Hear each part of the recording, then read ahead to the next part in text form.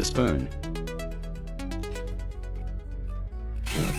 I'm holding the spoon securely on a piece of wood for stability while drilling. I will use a drill with a small drill bit to drill the marked holes.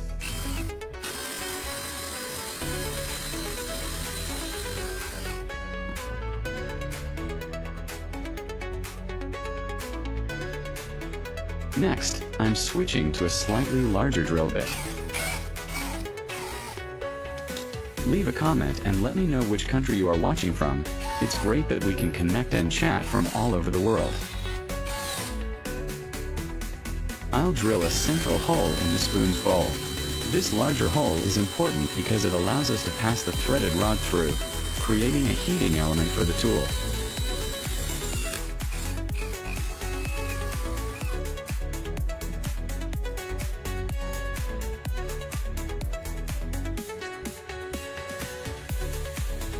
With the holes drilled, I'm now marking a section of the spoon's handle.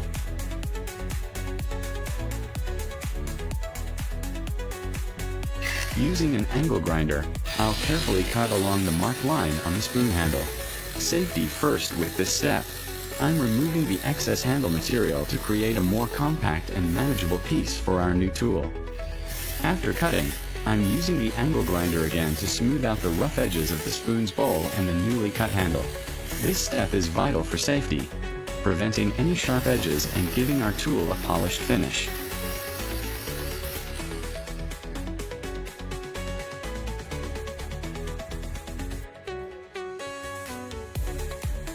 Then, I'm unscrewing the nut and other components from the bolt.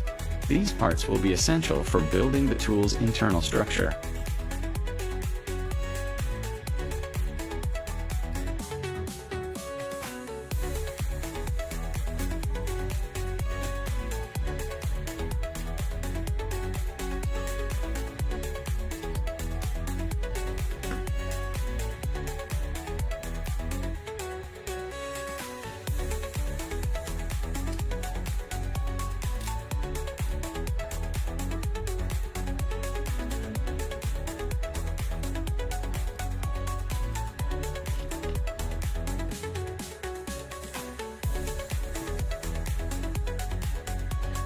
I'll insert the bolt through the hole in the spoon, then add a washer and secure it with a nut.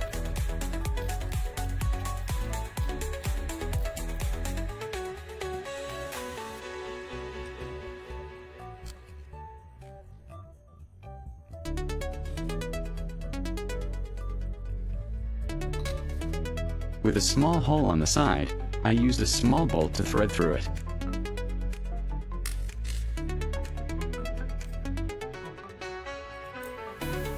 Then, I'm adding another washer and nut on top to ensure everything is tightly secured, but still allowing the spoon to rotate slightly. For the electrical connection, I'm taking a red insulated wire.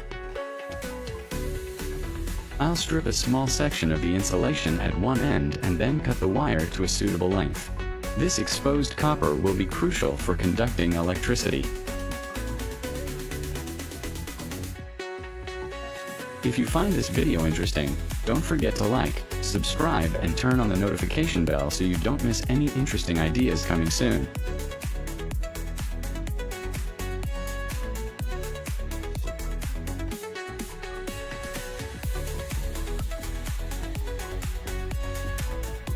I'm securely wrapping the stripped end of the wire around the bolt, ensuring a strong electrical contact.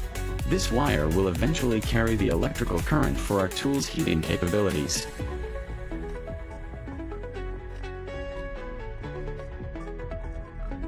I'll use a screwdriver to tighten the connection, making sure there's good electrical contact.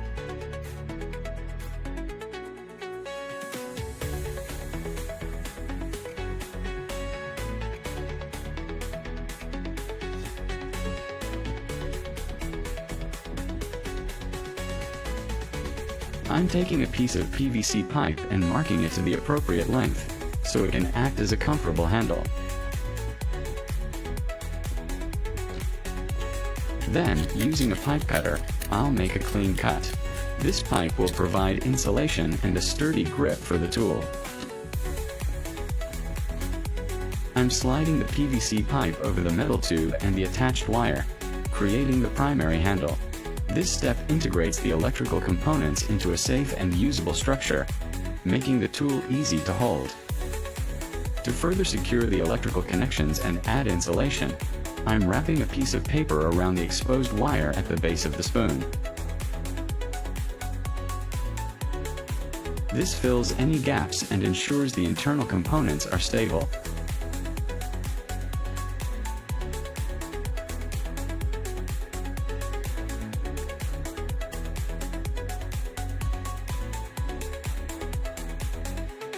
Now for a clever trick to make this handle rock solid.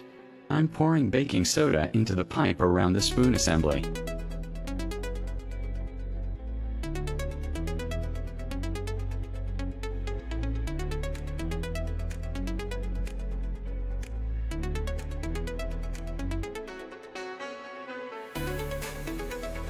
Once the baking soda is in place, I'll add drops of super glue on top of it. This mixture creates an incredibly strong, durable bond that cures quickly, securing all the internal parts and making the handle robust.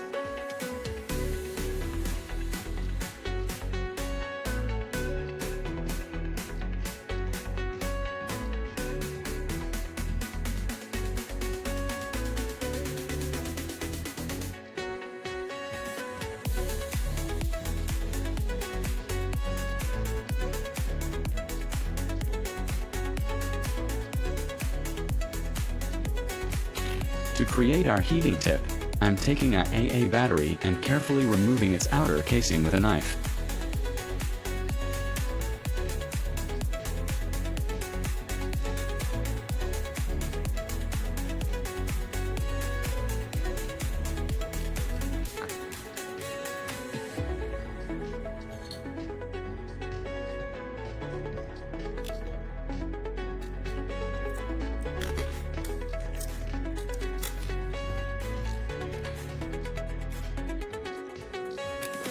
Inside, I'll find a black carbon rod, which will be our heating element.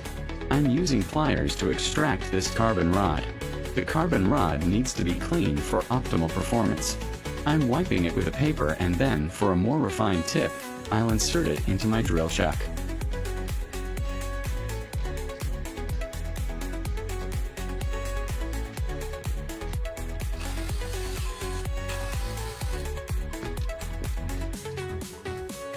This allows me to precisely shape and clean the tip using a piece of sandpaper. This step ensures a focused heat point.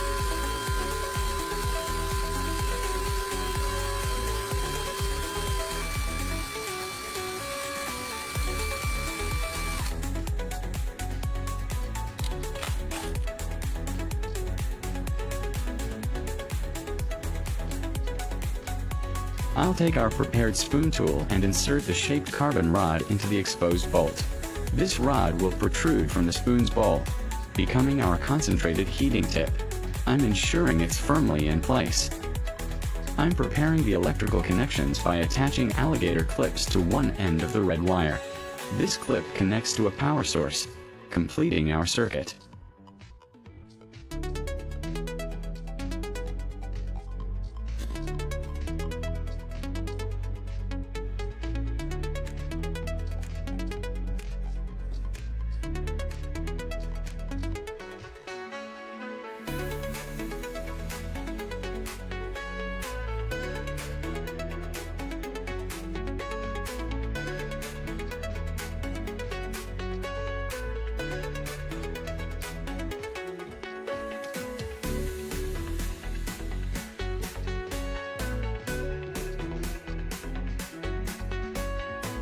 To power our tool, I'm using a Makita power tool battery. I'm placing a metal washer into one of the terminals, ensuring good contact for the alligator clip. This battery will provide the necessary current for heating the carbon rod. I'll connect the red wire from our spoon tool to the positive terminal of the battery using an alligator clip. The blue wire from the negative terminal will connect to the metal contact point. This completes the circuit.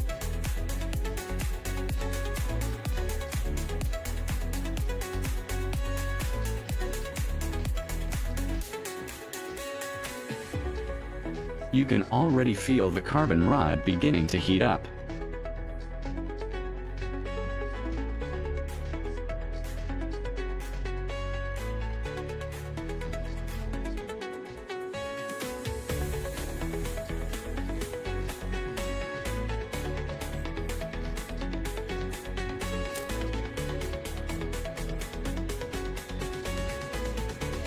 I've placed 2 razor blades on a small piece of wood. When I touch the heated carbon rod to the blade, watch what happens. See how it instantly heats up and melts through the metal. This homemade tool is quite powerful and versatile.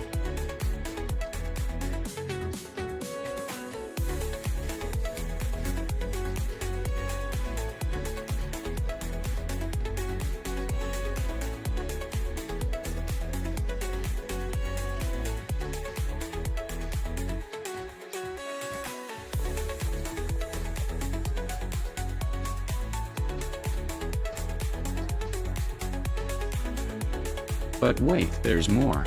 Remember the original cup? This spoon welder was made to repair that cup. I'm going to use this tool to reattach the handle to this little metal cup.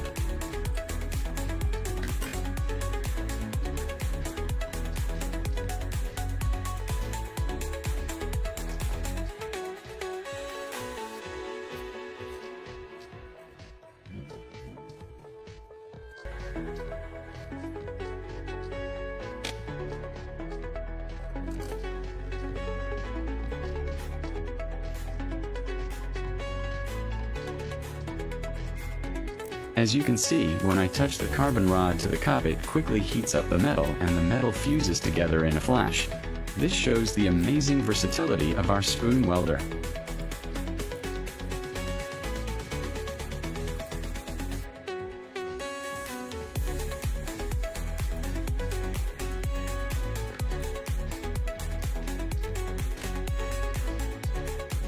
And there you have it, our incredible multifunctional tool, made from a simple kitchen spoon and some common materials.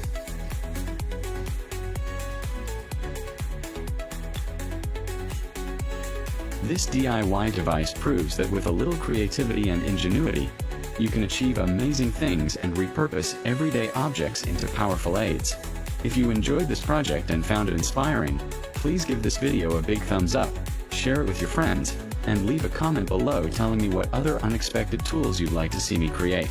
Don't forget to subscribe for more fantastic DIY ideas. Thank you for watching, and I'll see you in the next one.